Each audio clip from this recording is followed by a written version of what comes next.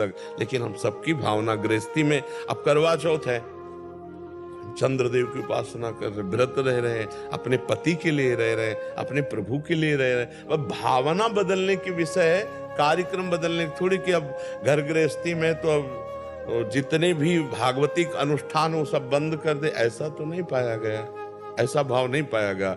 अनन्यता अपने इष्ट की और अपने इष्ट की प्रसन्नता के लिए सब इष्ट स्वरूपों की आराधना करना। आप समझ पा रहे हो? इसमें कोई संशय आपको लग रहा है?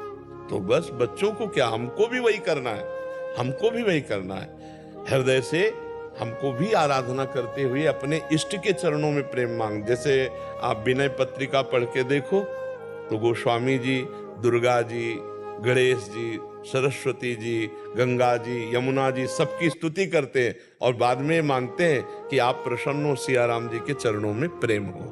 बात समझ रहे? तो ऐसे हम हर साधना करके, आराधना करके जो हमारे इष्ट देव उनका प्रेम मांगे तो हमारी भक्ति भी बढ़ेगी और एक सामाजिक व्यवस्था भी बनी रहेगी। हमारे यहाँ सामाजिक व्यवस्था है, हमारे यहाँ तो जड़ का भी पूजन किया गया है।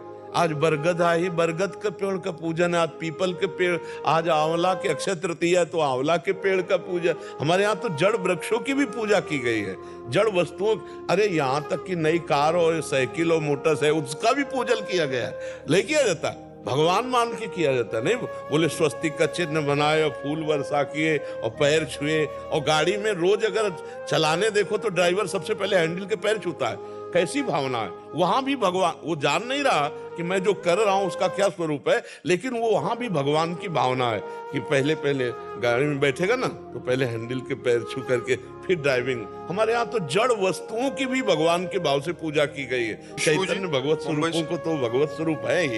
राधा वल्लभ शेरवंश महाराज जी, आपके चरणों में कोटि कोटि प्रणाम। महाराज जी, पिछले 1.5 वर्ष से आपको सुनने का सौभाग्य प्राप्त है, जीवन में बहुत परिवर्तन आया है। महाराज जी, मेरा एक प्रश्न है।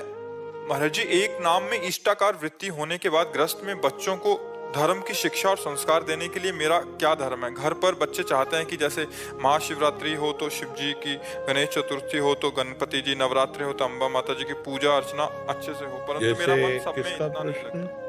हाँ, जैसे हमारे पति हमारे प्राण प्रिय हैं, पर हम समय पर सास की सेवा करते हैं, नंद को भी अनुकूल रखते हैं, देवर को भी अनुकूल रखते हैं, ससुर को भी अनुकूल रखते हैं, आए हुए रिश्ते नातेदारों को भी अनुकूल रखते हैं, लेकिन पति तो पति ही है ना। और ये सब पति की प्रसन्नता के लिए करते हैं, क्योंकि वो पति की माँ इसलिए उसकी सेवा, वो पति का पिता है इसलिए उसकी सेवा, वो पति के घर में आया हुआ अतिथि इसलिए उसकी सेवा। तो आप हमारी समझ रहे ना, हम जिन प्रभु से प्रेम करते हैं, जिनका नाम जप करते हैं, वो तो हमारे प्राण प्रिय हैं। लेकिन अब जैसे नवदुर्गा आ गए तो अम्बा की सेवा कर रहे हैं, उससे हमारे पति प्रसन्न होंगे, प्रभु प्रसन्न होंगे।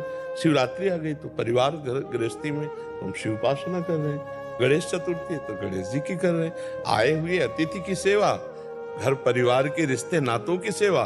तो हम भगवान के इन स्वरूपों को ऐसे देखते हैं, भाई हम कोई हमारी माँ है, कोई हमारे पिता है, जैसे भगवान शंकर पिता, अम्बा जी माता, तो गणेश जी। तो हम जो जो उत्सव आते हैं, जो जो त्योहार आते हैं, वो सब करते हैं, पर करते हैं अपने पति की प्रसन्नता के लिए। अब अगर उसकी परीक्षा ली जाए, सास बोले, ससुर बोले और रिश्ते नातेदार सब बैठे हैं, तो पति के एक तरफ किया जाए और उनको एक तरफ किया जाए तो पति के पक्ष में एक सेकंड में होकर सबका त्याग कर देगी, क्योंकि वो पति के लिए ही सबकी सेवा कर। ऐसे ही हम सब भगवत स्वरूपों की आराधना करें, लेकिन हमारा हृदय भगवान के किसी एक रूप में आसक्त हो जाए। जैसे हम राम जी की सावधानी की बात है, उपासना खंडन नहीं करती, उपासना मंडन करती है।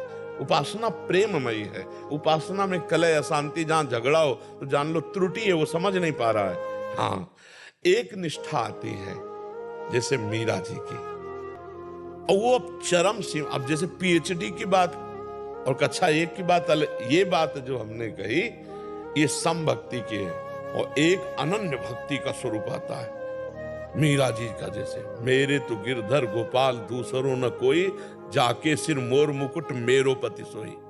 अब उनकी ननंद और सास कह रही कि चलो देवी पूजन करने, अगर आप देवी पूजा नहीं करेंगी तो हमारे कुल की रीति टूटती है। तो उनका नहीं, हम तो कोई अन्य देवी देवता मानते ही नहीं, हमारे तो जो कुछ गिरधर गोपाल। वो स्पष्ट कहते मेरे तो गिरधर गोपाल दूसरो न कोई, जाके सिर मोर मुकुट मेरो पति सोई।